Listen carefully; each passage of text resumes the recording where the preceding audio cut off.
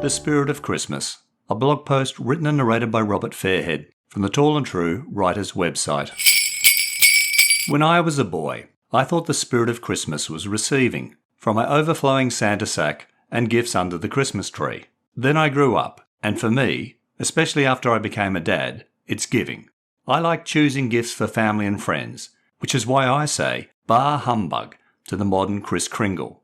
Now, I don't want to sound like Ebenezer Scrooge. After all, I like Christmas, and I have partaken in family and office Kris Kringles and Secret Santas. But these were versions where I drew a name from a hat. I knew who was receiving my gift and put thought and effort into choosing it for them. And I had the joy of watching the recipient open it, even if they didn't know I was the gift giver.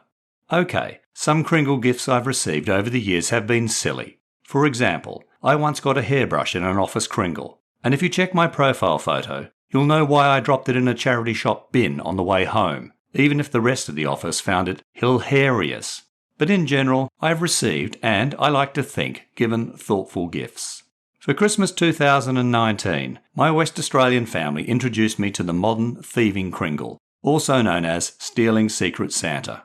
In this version, as with traditional Kringles, we bought gifts to a set value and wrapped them to keep the gift and gift giver secret. We put our names into a Santa hat, and the order they were drawn out determined the sequence in which we'd receive a gift from the pile. And to ensure impartiality, Santa's little helper, my 2.5-year-old niece, selected and handed out the Kringle gifts. And this is where the modern thieving aspect begins. Rather than accept the gift chosen by Santa's helper, recipients can steal a previously opened one. The person who loses their Kringle gift gets another one from the pile, but that too can be thieved by the next recipient in line. By being the first name drawn from the hat, you'll likely end up with a gift nobody wants. In my case, I feared another hairbrush, or, my nightmare, a fondue set. I wasn't impressed with this modern Kringle. The spirit of Christmas is giving and receiving, I argued, not stealing.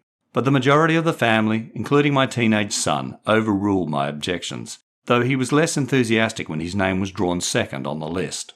As it transpired, everyone had fun with the Kringle, particularly Santa's happy little helper. I got Jimmy Barnes's working class memoirs, despite a thwarted attempt to steal them, and my son received the promise of a cash exchange from me for his unwanted pair of size XL cycling shorts. I later learned from other West Australian family and friends that thieving Kris Kringle is not a modern fad. My cousins, who have many kids between them, have been doing it for over 20 years to cap the cost of Christmas. One of my cousins admitted to being a keen stealer and swapper of gifts, and my dear old aunt said she was delighted with her latest Christmas Kringle gift, a fondue set. Call me Ebenezer, but I still say bah humbug. However, respecting the majority, I grudgingly accept nowadays the spirit of Christmas is giving, receiving, and stealing, at least when it comes to Kris Kringles. And when all's said and done, the real spirit of Christmas is not the gifts. It's the time spent with family and friends, though I didn't realise this when I was a boy.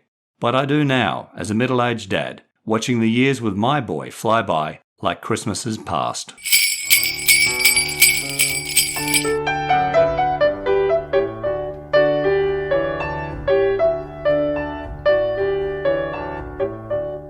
Hi, I'm Robert Fairhead from Tall and True Short Reads and the Tall and True writers' website. The Spirit of Christmas is a blog post I wrote in December 2019, after spending Christmas with my West Australian family in Margaret River, 3 hours south of Perth. Unfortunately, with 2 years of COVID and state border closures, I haven't been back to Western Australia to see family and friends since 2019. And this year, 2021, due to the Omicron outbreak, we cancelled our family get-together in Sydney and spent Christmas Day in isolation, with family members either ill from COVID or awaiting test results. It wasn't the Christmas we'd planned, but I caught up with family and friends on the phone and via Facebook and text. And there was a pile of thoughtful gifts under our Christmas tree, and, as usual, way too much to eat and drink. Topped off with an afternoon nap and an adventure movie on the TV in the evening, the spirit of the day may have dimmed, but I still felt it. And there was no silly Kris Kringle or stealing Santa. Bah humbug. Thanks for listening to The Spirit of Christmas. You can read all my blog posts, short stories and other writing at tallandtrue.com. You can also buy my short story collections from the Amazon Kindle and Kobo online bookstores. Keep an eye on your podcast feed for the next episode of Tall and True Short Reads. And don't forget to check on your favourite app or the podcast website, tallandtrueshortreads.com, for earlier episodes from seasons 1 and 2. Please follow or subscribe to the podcast and rate and review it.